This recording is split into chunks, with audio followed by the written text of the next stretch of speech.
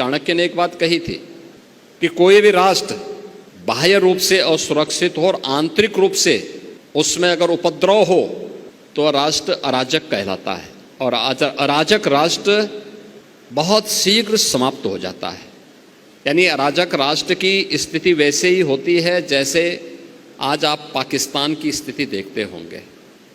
पूरी तरह अंदर से खोखला हो चुका है, अस्त व्यस्त हो चुका है। ये अराजकता किसी भी राष्ट्र को दुर्गति के कगार पर ले जा करके उसके अस्तित्व के सामने प्रश्न चिन्ह खड़ा कर सकता है। भारत इस दिश से प्राचीन काल से ही बहुत सजग रहा है, सतर्क रहा है, और उसकी सुरक्षा के लिए उस प्रकार के तौर तरीकों को अपनाने की एक प्रवृत्ति भी रही है।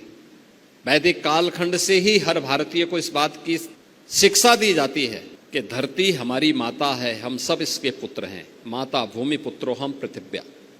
धरती हमारी माता है, तो माँ के साथ कोई भी सुयोग्य पुत्र किसी भी प्रकार की छेड़छाड़ और अराजकता को बर्दाश्त नहीं कर सकता है।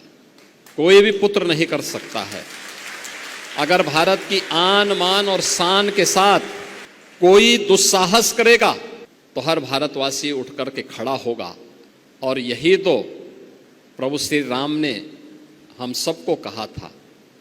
उनका उपदेश इसी बात को लेकर के, जब उन्होंने जंगलों वन के दिनों में, जब वनवास उनको हुआ वन के अंदर, और उस समय की भारत की सबसे बड़ी चुनौती जो थी, वे जो राक्षस थे, रावण के राक्षस थे, उन राक्षसों के उत्पात के बारे में, उनके उपद्रव के बारे में जब उनके सामने इस बात को रखा था तो उन्होंने एक ही संकल्प लिया था। तब उन्होंने कहा था, भारत की विद्वत शक्ति के सामने उस समय उन्होंने एक ही संकल्प लिया था, निस्सरहीन करो मई मुझ उठाए प्रण कीन।